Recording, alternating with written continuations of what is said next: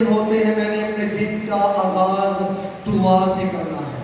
ये आपका गोल है। इस गोल को, इस निशान को, इस मकसद को हासिल करने के लिए आपके दरमियान बहुत सी रुकावटें आएंगी। कहेंगे मैंने उन तमाम रुकावटों पर से क्या करना है, कूद कर गुजर जाना है। दुआ का गोल बनाएंगे। उसके बाद पिछली दफा सिखाया था खुदावंद यीशु मसीह को देने के लिए आपके पास क्या है। पहली बात तो वक्त मुकर्रर करें। दूसरी बात, बाइबल मुकद्दस की एक आयत को याद करें। अगर आपके पास बहाना है कि हमें पढ़ने नहीं आता, आपके पास फोन है तो राब्ता करें पादरी प्रवेश से, पादरी क्रिस से, भाई रजेश से या भाई शराज से। आपके लिए ऑडियो बाइबल दस्तयाब है, आप उस पर क्लिक करेंगी, आपके लिए पूरी की पूरी बाइबल दस्तयाब है। आप सुनने वाले बने। पढ़ना नहीं आता, सुनना तो आता है। इसलिए पौलुस रसूल क्या कहता है, मैं भी ठिकाना नहीं दौड़ता कि मेरा एक मकसद है जिसके पीछे मैं दौड़ रहा हूं। मकसद रखे कि मैंने बड़ा होकर क्या बनना है, मैंने पढ़ लिख कर क्या बनना है। अगर मकसद नहीं होगा तो फिर उसे कभी भी पूरा नहीं किया जाएगा। और आगे क्या कहता है, मैं इसी तरह मुक्कों से लड़ता हूं, यानी उनकी मानत नहीं जो हवा को मारते हैं। हवा के साथ कौन लड़ाई करेगा?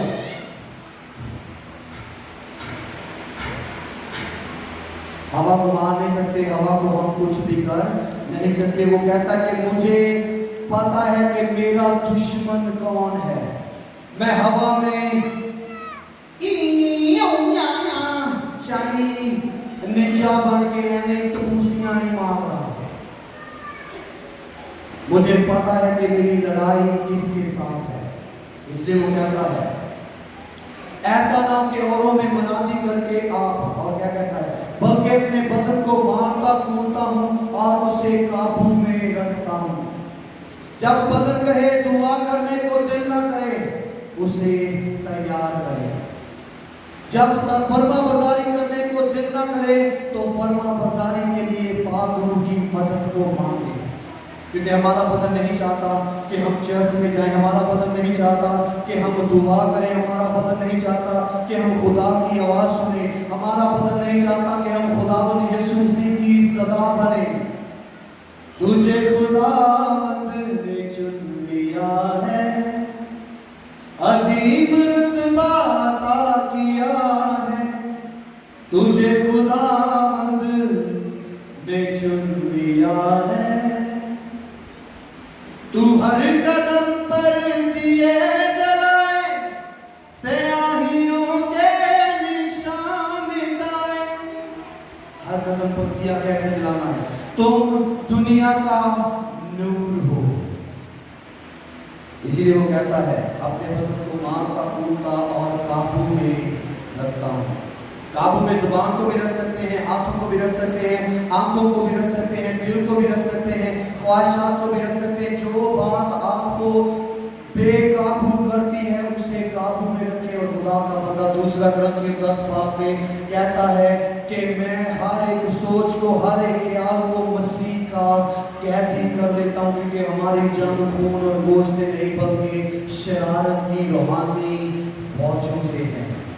इसलिए छठा बाब उसकी 10वीं आयत से 17वीं आयत। इसलिए कुलसियों 3 बाब उसकी 3 आयत में लिखा है, क्योंकि तुम मर गए और तुम्हारी जिंदगी मसीह के साथ खुदा में पोशीदा है।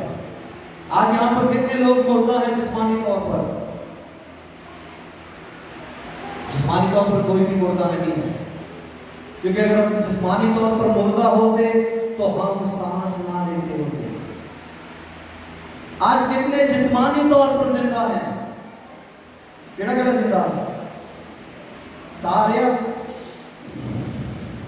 जिंदा हैं।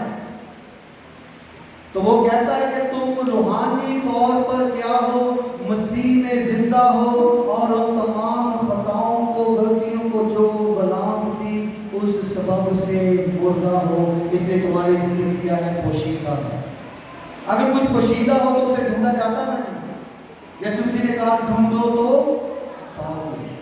क्या आपने अपनी जिंदगी में उस पोशीदा मकसद को जो खुदा आपके लिए आपके लिए आपके लिए आपके लिए रखता है पाया है या नहीं?